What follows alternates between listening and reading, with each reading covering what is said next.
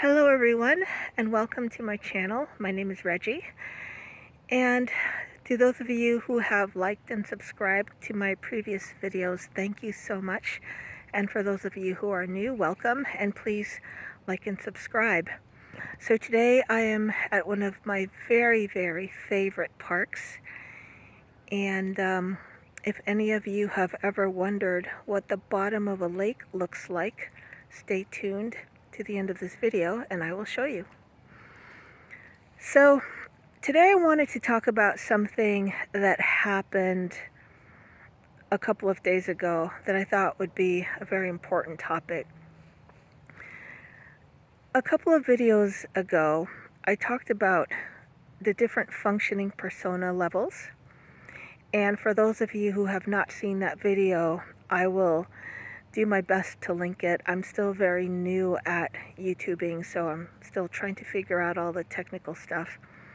But I will try to link that video so you can see it. But in that video, I talked about the different age levels at which I function. And just to give you a quick recap,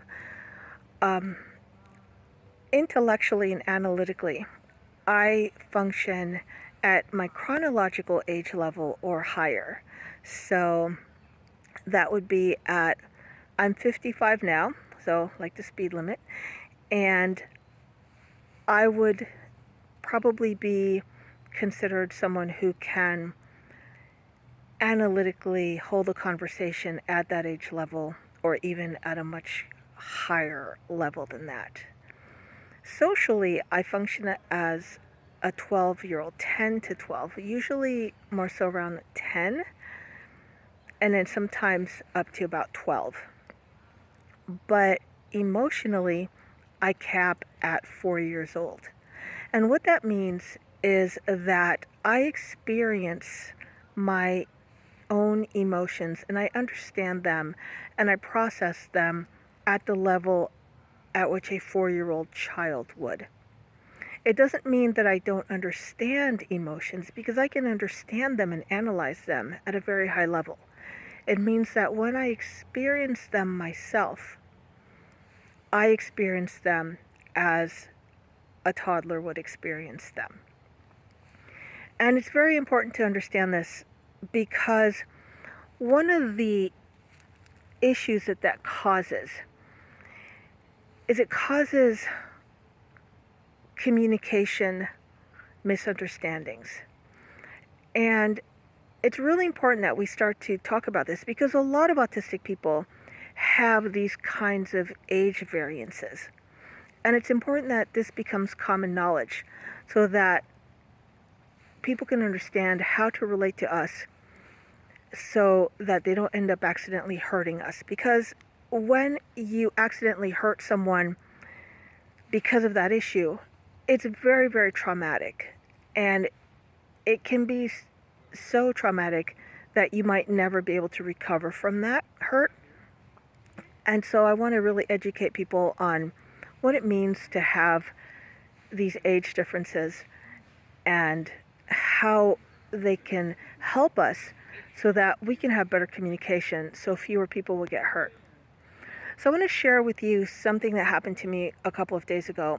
And I'm not going to say the name of the person who was involved, of course, because I want to protect the person's identity.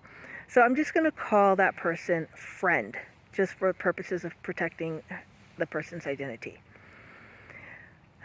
And before I say what happened, I want everyone to understand that I really like this person. This person truly is a friend. And it's somebody that I've gotten to know recently and that I really like. And so I don't want anyone to think that I don't like the person or that I have a problem with the person. I just want to use this specific example because it really is very helpful in illustrating how a miscommunication can happen, and so we can use it as a teaching moment so that we can try to avoid these kinds of miscommunications with our autistic loved ones in the future. So for those of you who don't know, I do ride horses, And I had a competition on Sunday, and it went really, really well, and I was very, very happy with how it went. It was actually my first dressage competition, and it was very exciting. I'm still kind of I would say maybe an advanced beginner rider, so not in the dressage world, I'm probably still quite a beginner rider. So it was very exciting to be doing my first show. And when I got the results back, they were a lot better than I had expected. And I had put a lot of work into this training for this event. It really, it is work. And so, but I had never expected to do as well as I did. And I was so excited. I went and I told Friend, I said, Friend, I'm so excited. I can't get over the fact that my scores were as high as they were. And Friend responded and said to me, that's because you were on other friend's horse. Other friend meaning the person who trained the horse and who owns the horse. And I know that, and so Friend said, the reason you did so well, you did so well because you were on other friend's horse.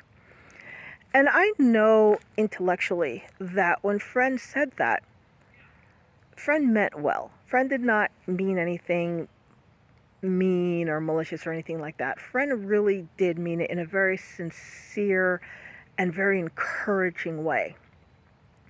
But I want to explain to you how that communication, even though it was meant in a very loving and encouraging way, how that was misinterpreted by me because of how it was received.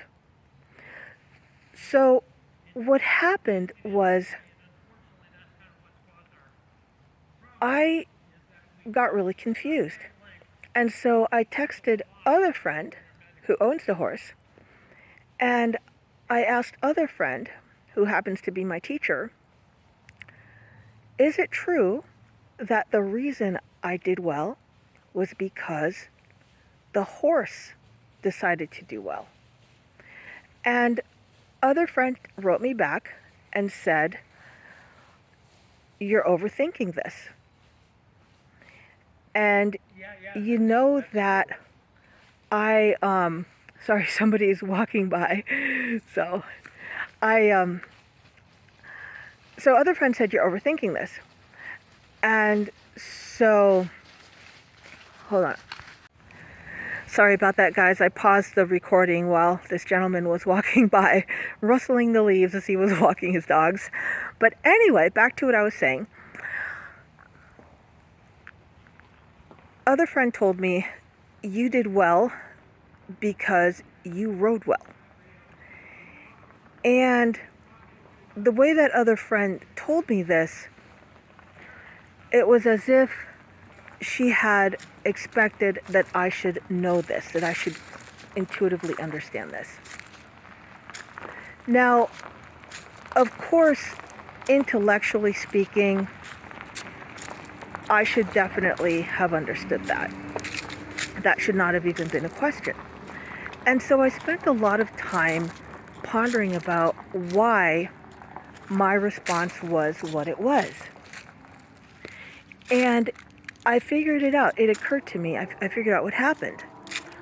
When Friend had told me the reason your scores were so high is because of the horse that you rode,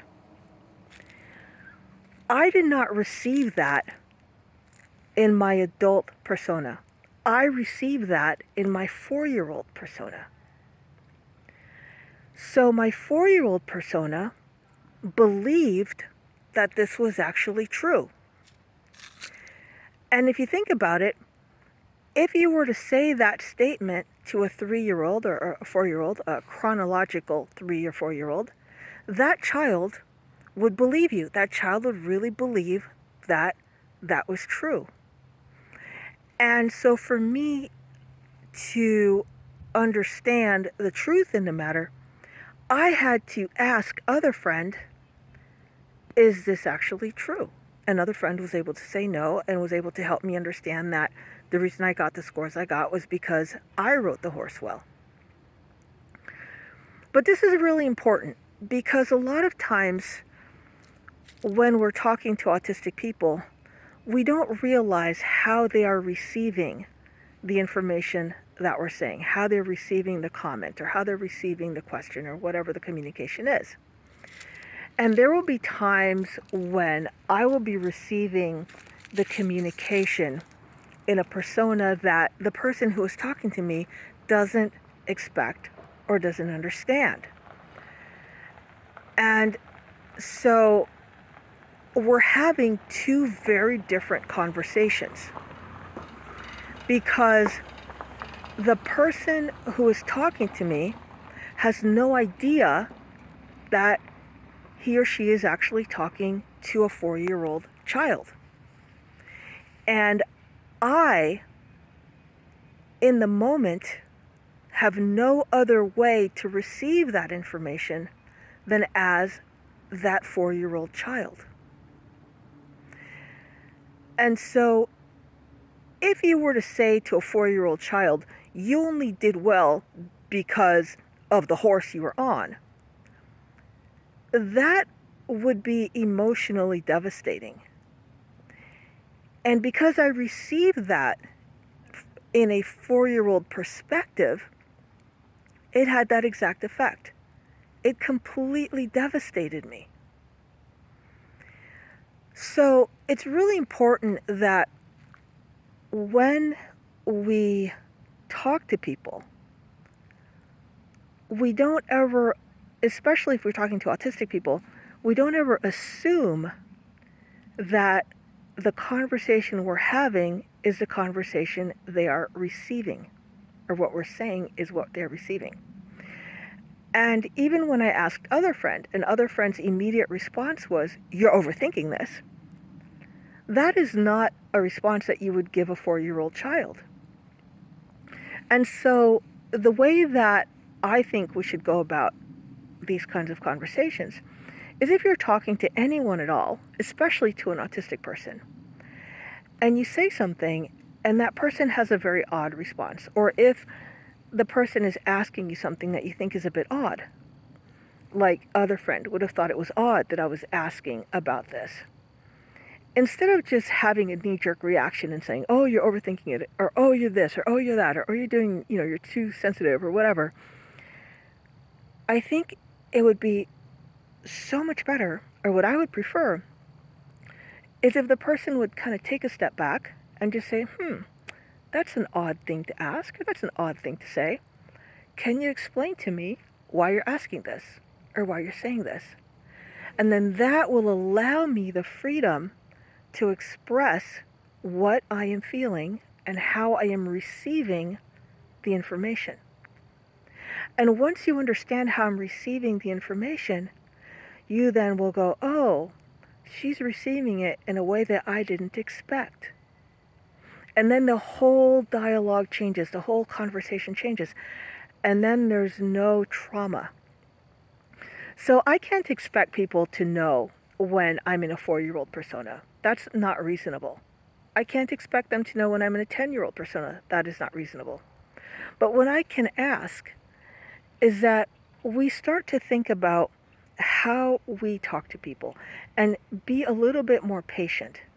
And when someone is responding in an odd way or saying something that you think is a little strange, rather than just jumping to a conclusion about what you think is going on, take a step back, slow it down, slow the conversation down, and just ask, why did you say this? Or why do you think that? Or why do you feel that? And that allows actual communication to start. And the better our communication can be, the better everything will be. So thank you for watching this video, and now I will show you what the bottom of this lake looks like.